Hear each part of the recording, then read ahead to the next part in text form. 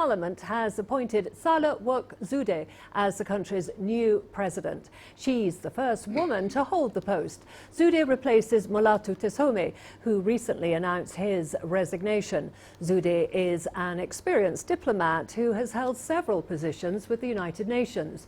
Most recently, she was the UN Director General at its offices in the Kenyan capital, Nairobi. She's also served as the special representative of the UN Secretary General to the African Union. Under Ethiopia's constitution, the Prime Minister holds the political power and the President is more of a figurehead. The President serves a maximum of 2 6-year terms. Recently, Prime Minister Abiy Ahmed Ali reduced his cabinet to 20 ministers, half of whom are women. Well, interesting developments coming out of Ethiopia. Now let's discuss this further. I'm joined live via Skype by Vice Chair of the Kenyan-based Ukweli Party, Shefa Okore.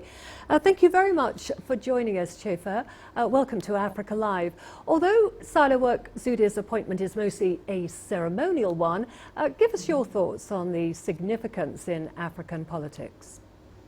I think it is so important to have a woman in this level of political power, because it's been a long time coming for so many women, and for the struggle being that women have never been given the opportunity to just excel in political spaces. So to see a woman rise up to this space and to be elevated to this position for us, it is so inspirational. It just brings it back home to the saying that we always say, Womandla, where we mean women and power together. And I think women really deserve to be in positions of power. It's just about time that happened, because it's going to completely change the dynamics of politics, and it's going to completely change how we engage politically as a people and as a continent.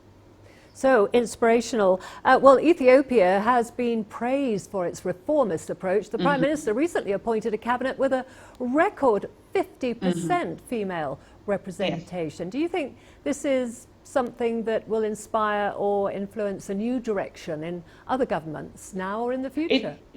It should be something very inspirational that most African states should actually be living up to. It is setting precedents and showing that leadership does not have a gender anymore, and that leadership belongs to anybody who has merit and anybody who has the ability to deliver. So having females in positions of power, for me, it's just still something I'm still even grappling around, being that I'm in a political space and running a political party, and just feeling so fulfilled that this level of recognition and honor is being bestowed upon people who've always been active in politics and not being heard, women who've always toiled and women who've always supported and built political organizations but have always been sidelined.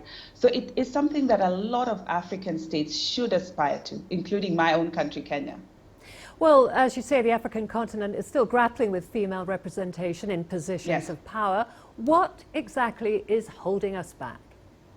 Lack of political will and patriarchy, because political power is deeply, deeply patriarchal, and it is built on an institution that sidelines women just because they are women and not understanding the importance of having equal representation of women.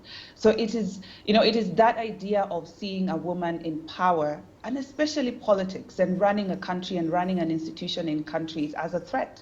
So it's still deeply patriarchal, and just having more women in these spaces will be able to dismantle this and allow more women in this space. And also realizing that the political space is very violent because it's been male dominated and it's been filled with a lot of disruption. It's been filled with a lot of misogyny. So having more women in these spaces will highlight these issues, will help us create more solutions, will help us create political spaces that women can engage in and not feel violated.